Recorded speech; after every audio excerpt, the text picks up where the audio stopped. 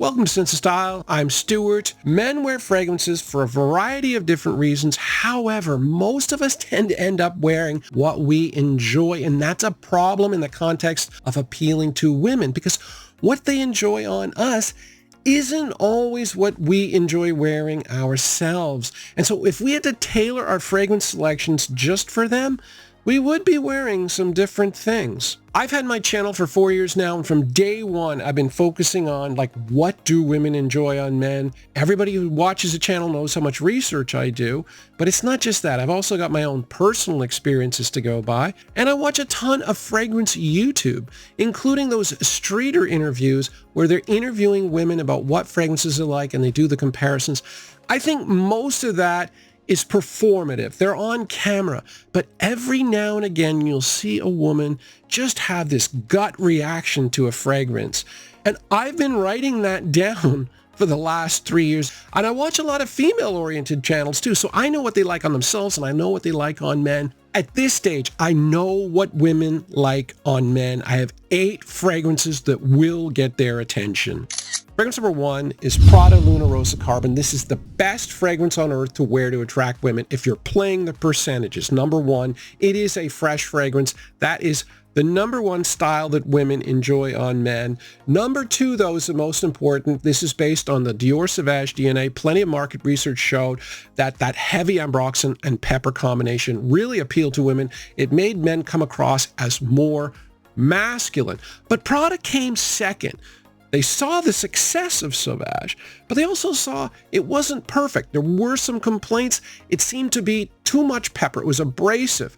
And my God, if any company was in the perfect situation to be able to capitalize on the mistakes of Sauvage, it was Prada, because their master perfumer is married to the CEO of the number 1 aroma chemical company on earth. Gilles Andrier is the CEO of Givaudan. He's married to Daniela Andrier, the master perfumer here.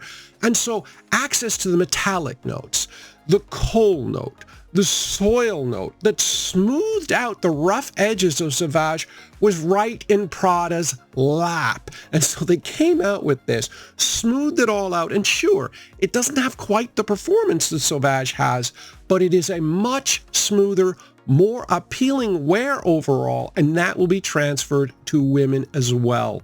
Fragrance number 2 is Parfum de Marly's Althair, and there are 2 reasons for this being so high on the list.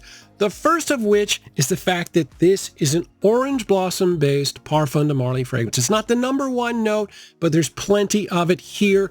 As YSL myself has proven, women are more comfortable with orange blossom. They love it on men, and this is Parfum de Marly's version of it. Another reason is the fact that this was the number 1 fragrance that women enjoy on men. In last year's Fragrantica polling, I realize it is far from being a perfect poll. However, it does indicate, again, orange blossom, women like it, but more importantly, that even sophisticated women who tend to be pickier, they really like this, and there's a lot of orange blossom here. So whether it's the general population or whether it's more sophisticated women, women do tend to like orange blossom. And for this to be number 1 by such a wide margin, it had to be considered. Parfum de Marly has always had a lot of critics because their fragrances tend to be very sweet for a niche house, very mass appealing. Some interesting developments there. For the very first time, they've announced the perfumer of a major release. This is Hamid Muradi Kashani. He's a Middle Eastern perfumer, and his philosophy has always been, I want to get an ingredient I like and then overdose it. That's very much a Middle Eastern style. However, unlike for Leighton and Herod, and the rumors are that he was the perfumer there, he has a partner this time, a perfumer from Greece who was trained in New York named Elias Urbanidis. And Urbanidis has more Western sensibilities. And so if you look at the heart notes of this fragrance, you see that, yeah, there's a lot of vanilla. And the heart notes are really important for determining how the fragrance is going to come out. But it's paired with elemi, which is a fresh resin. So a fragrance like Herod, a fragrance like Leighton, in terms of sweetness, 9 out of 10, no problem. But that elemi pulls back the sweetness. This is more of an 8, and the success of this fragrance has been noted by Parfum de Marly. Fragrance number 3 is Maison Margiela's Jazz Club. This has twice been in the top 5 at the year-end polls for fragrances that women enjoy on men. This one, though, I think is definitely going to be more exclusive to high-end, more sophisticated women, the kind of women that wear fragrances that are caring about aesthetics. But it is also the best men's Maison Margiela fragrance as well, and it really is a pleasant fragrance in a lot of ways. There is a strange quirk to this, though. The perfumer, Eleanor Massenet, is known for making challenging fragrances using challenging notes. The only fragrance you guys will really be aware of would be Memo Paris's African Leather, which is a really nice fragrance, but I wouldn't call it mass appealing, and it's got tons of spices for a leather fragrance. The challenging note here, however, is the styrax note. That is a leathery resin. It's like an old chair kind of thing. You combine that with the tobacco, and it creates not just smoke, but a sort of a dirty jazz club cigar smoke. That vibe, which is not always super appealing, is here, but thankfully it's surrounded by a lot of other good stuff. The most frustrating thing for me when it comes to fragrances is definitely the subjectivity. It's not always a subjectivity between two people. Sometimes it can be subjectivity among different situations, even for a single individual like myself. This is a note from 3 years ago that I made when I tried it. I got a different vibe every single time. It was clear I didn't like the fragrance much. Now, when I wear this, I absolutely love it all the time. I don't pick up that laundry detergent styrax feel. I just get the good stuff. I get the vanilla. I get that boozy rum note that's not too strong. It's just right. And then also the pink pepper, the spiciness of that. To me, I don't know. It's so weird. Fragrance subjectivity is strange. That's why I never, ever give up on a fragrance. Fragrance number 4 is Armani Acqua di Gio Eau de Parfum. Now, I'm talking today mostly about the entire Acqua di Gio line. And whenever I do that, I always talk about the EDP because I'm very conscious of price. And for the money, this is the best purchase you can get for an Acqua di Gio fragrance. This is an Eau de Parfum. It's stronger slightly than the original Eau de Toilette, but it's actually also cheaper.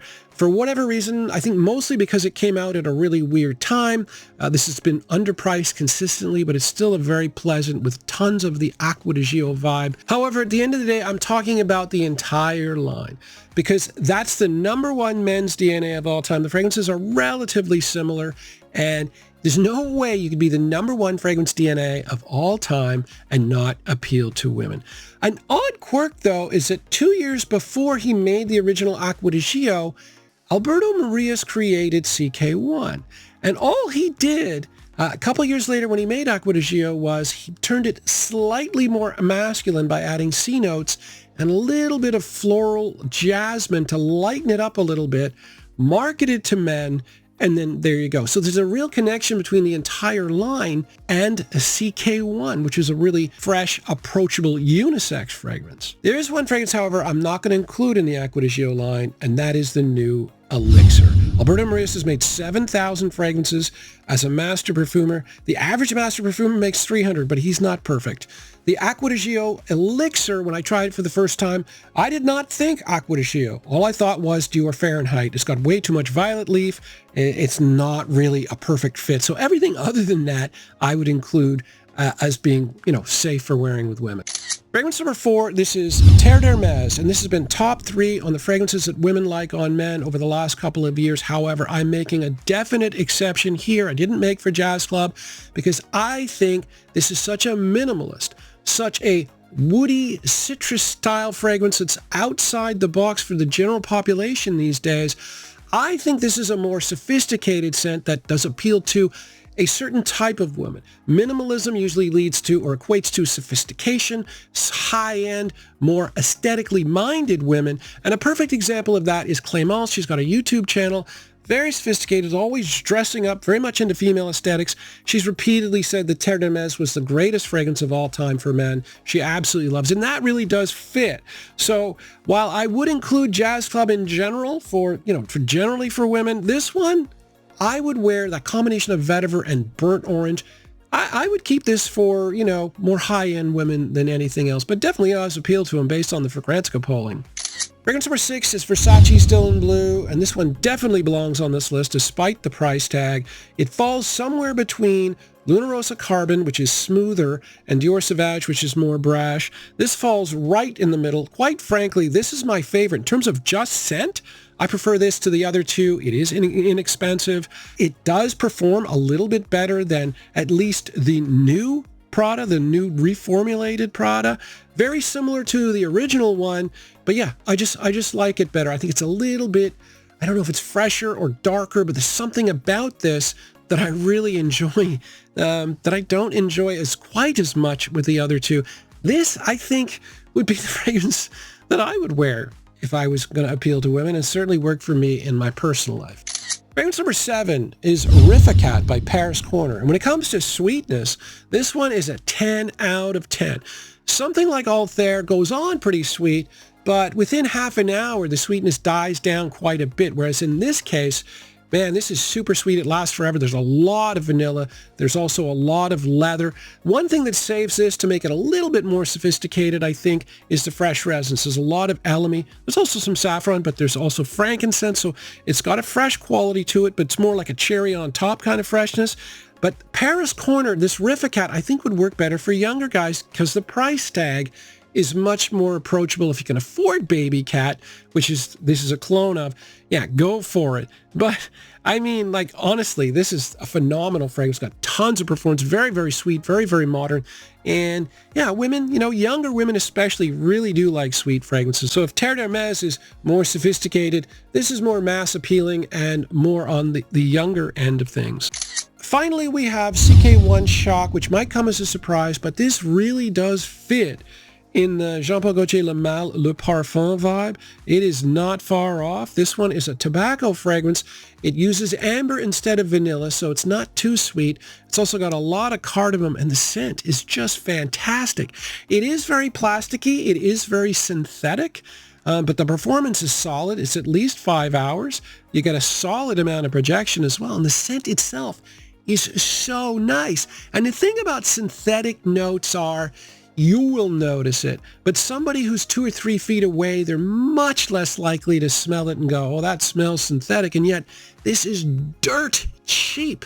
I mean, this is a really good scent. The funny thing about this one, it was actually made by Anne Gottlieb, and she is the main perfumer. Well, I don't know if you can call it perfumer, but the main person behind the Axe body sprays. Now, those are really popular. They do smell good, but they don't last more than 20 minutes or so. This one, the performance isn't bad at all. So yeah, this one, don't knock it. I mean, you could get a bucket of this and that would do you really good for the rest of your life. Anyway, I hope this is helpful. I really have over the last few years done a ton of research, and I'm always from day one been very interested in this particular topic because it's important. If you have a YouTube channel, especially for younger guys, you want to know, like, what do women like? And sad to say, yes, they do like orange blossom women quite a bit. And it, if that's your vag, if that's what you're looking for to attract women, orange blossom would work.